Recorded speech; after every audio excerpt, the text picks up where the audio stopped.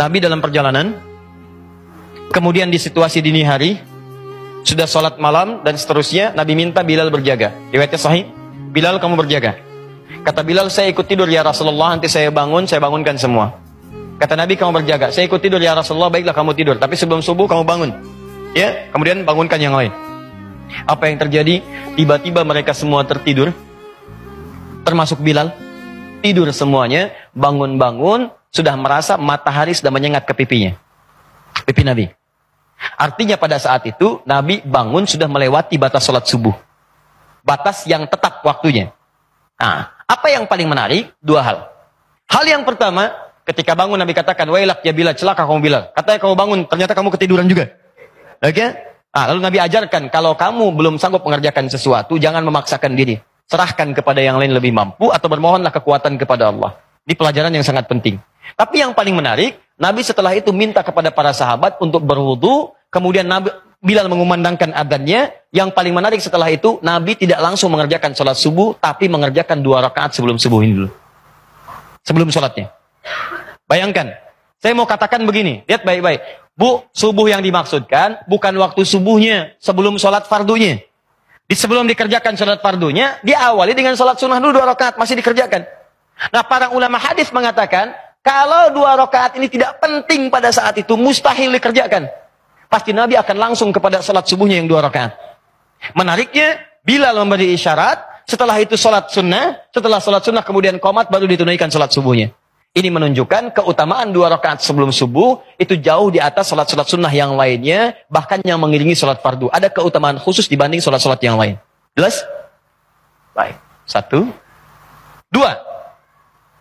Pertanyaannya, Ustaz, kok Nabi bisa kesiangan? Katanya Nabi, katanya Rasul, kok kesiangan? Nah, ini yang paling menarik. Teman-teman, mudah bagi Allah membangunkan Nabi pada saat itu mengatakan Muhammad bangun, waktunya subuh. Selesai. Cuman diperkenankan oleh Allah pada saat itu, Nabi kemudian dibangunkan melebihi batas waktunya yang normal pada saatnya untuk memberikan contoh pada umatnya ke depan jika mengalami situasi serupa. Sebetulnya pelajaran ini untuk umatnya di masa depan, bukan untuk Nabi pada saat itu. Kalau Nabi gampang bangun, Muhammad bangun. Cuman umatnya ke depan kalau ketiduran, bagaimana solusinya? Dan umat sekarang bukan cuma ketiduran lagi, banyak yang kesiangan. Maka diajarkan contoh. Apa contohnya? Jika seseorang itu kemudian bangun dari tidurnya, melewati batas sholatnya, keluar sabda Nabi, itulah waktu sholatnya. Tunaikan waktu sholat yang bangun dari tidurnya, itulah waktunya. Misal, Anda subuh, terlampau lelah, capek, gitu kan? Ingat, bukan disengaja ya, bukan begadang nonton bola misalnya, kemudian ketiduran, sengaja kemudian lambat subuh, itu dosa. Itu dosa. Tapi ada yang hal-hal yang kadang nampak dalam kegiatan yang tidak kita rencanakan. Capek Anda kemudian dari pekerjaan, datang jam 1 malam, kemudian setelah itu Anda mandi, Anda kemudian sholat dulu, bahkan sempat tahajud sampai 2:30. Udah itu tiduran dulu, begitu bangun jam 7 misalnya kan? Nah, ketika Anda bangun ini, bukan berarti waktu sholatnya habis, tidak. Kerjakan sholat itu tepat pada saat bangunnya. Yes. Ini sama dengan pertanyaan begini, kenapa Nabi Adam itu sempat melakukan pelanggaran terhadap ketentuan Allah? Kenapa makan buah khuldi, padahal Nabi dijaga dari maksiat? Nah, Nabi Adam itu diperkenankan oleh Allah makan buah khuldi, bukan karena nggak dijaga, untuk memberikan tuntunan tobat bagi anak cucunya yang bukan Nabi di kemudian hari.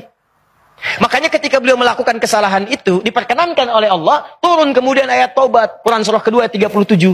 Fatalaqa Adamu min Rabbi kalimatin fataba alaihi. Adam menerima tuntunan taubat, maka taubat. Itu yang membedakan manusia dengan iblis. Iblis salah, diminta taubat, gak mau taubat. Bahkan dia berkata di Quran surah ke-7 ayat 12-13. Ana khairun minhu khalaqtahu min narin wa khalaqtahu min tin. Saya lebih hebat dibandingkan dengan Adam. Engkau ciptakan saya dari api, dia dari tanah. Tidak level yang dari api, sujud kepada yang dari tanah. Diberi kesempatan tobat, gak mau tobat. Manusia salah, wajar. Karena manusia punya nafsu.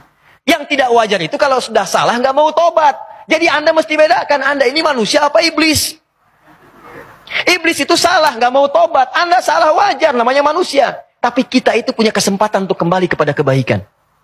Jadi sebesar apapun kesalahan kita, ada peluang untuk berubah jadi baik. Orang jahiliyah itu banyak yang buruk sifatnya. Ada pembegal, tukang mabuk, tukang bunuh, tukang perkosa, tukang mabuk, macam-macam. Tapi ketika turun kesempatan untuk bertobat, mereka memilih untuk tobat dan jadi hamba yang terbaik. Sekarang kita sudah keluar dari zaman jahiliyah, jangan kembali lagi ke masa lalu. Paham sampai sini?